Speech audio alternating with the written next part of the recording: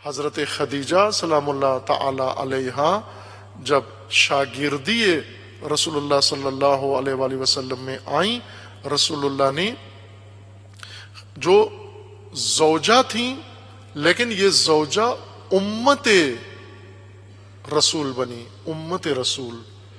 جس طرح قرآن کریم کا فرمانا ہے کہ ابراہیم امت فی رجل، اپنی ذات میں امت ہیں. خدیجہ اپنی ذات میں امت ہیں، حضرت زہرا اپنی ذات میں امت ہیں. امت کیسے بنی؟ حضرت خدیجہ مال رکھتی ہیں، رائے رکھتی ہیں، سوجھ بوجھ رکھتی ہیں، بصیرت رکھتی ہیں، اعلیٰ ترین بصیرت، اور مردوں سے زیادہ رکھتی ہیں کیونکہ مردوں سے پہلے قبول کرتی ہیں ایمان کو. لیکن جب عہد کرتی ہیں رسول اللہ کے ساتھ تو وہ سب کچھ تسلیم کر دیتی ہیں. اب کچھ بھی حضرت خدیجہ کی رائے نہیں نظر آتی، کہیں نظر نہیں آتی رائے خدیجہ کہ حق رائے استعمال کیا ہو.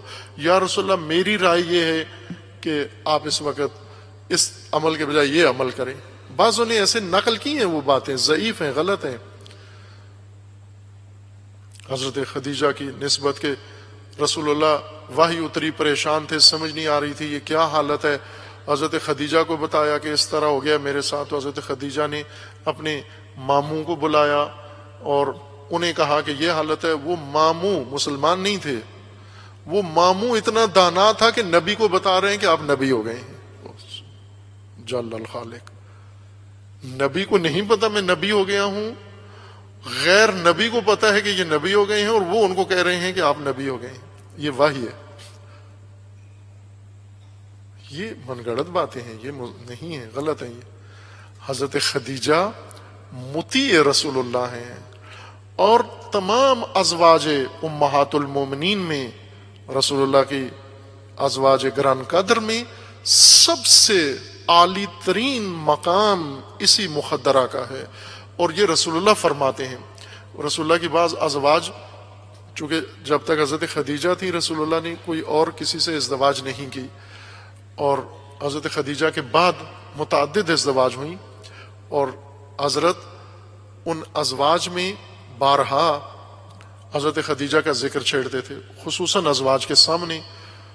تو ان میں سے بعض کو ناگوار گزرتا تھا. ایک زوجہ نے، یہ تاریخ میں لکھا ہے، سب نے لکھا ہے، ایک نے رسول اللہ پر اعتراض کر دیا کہ یہ عجوزہ بڑھیا، اس بڑھیا کو کب تک یاد کرتے رہیں گے آپ. تو رسول اللہ کو بہت ناگوار گزری وہ بات، اور رسول اللہ نے ڈانٹا اور پھر مقام حضرت خدیجہ بیان کیا کہ تجھے معلوم ہے حضرت خدیجہ کا کیا مقام ہے، اور میں کیوں چاہتا ہوں آج بھی خدیجہ مجھے نہیں بھولتی اور میں پسند کرتا ہوں. وہ 3 خصوصیات حضرت نے بیان فرمائی. بلکہ بعض تاریخوں میں لکھا ہے کہ آخر عمر تک حضرت صدقہ دیا کرتے تھے حضرت خدیجہ کے نام کا، یا کوئی بھی صدقہ ہو.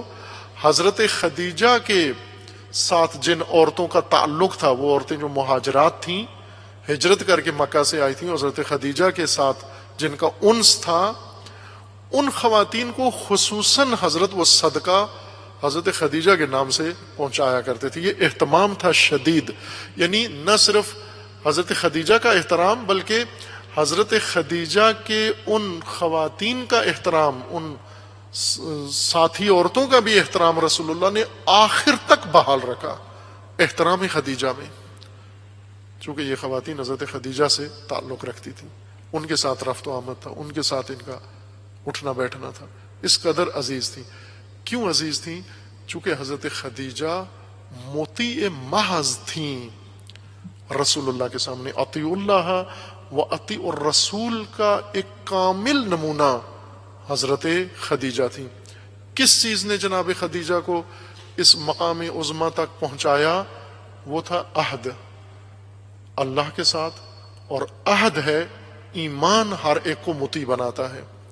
ایمانی تعلیم و ایمان سے جس تعلیم کا آغاز ہو وہ تعلیم انسان کو مطیع بناتی ہے، نہ وہ تعلیم جو خالص دانش سے ہو، تجزیہ تحلیل سے ہو، لیکن ایمان اس کے اندر شامل نہ ہو. اس سے دانشور بن جاتا ہے، محلل بن جاتا ہے، مورخ بن جاتا ہے، آگاہ بن جاتا ہے، پروفیسر ڈاکٹر بن جاتا ہے، مومن نہیں بنتا، مطیع نہیں بنتا۔ اور اللہ کا فرمان ہے اطیعوا اللہ و اطیعوا الرسول،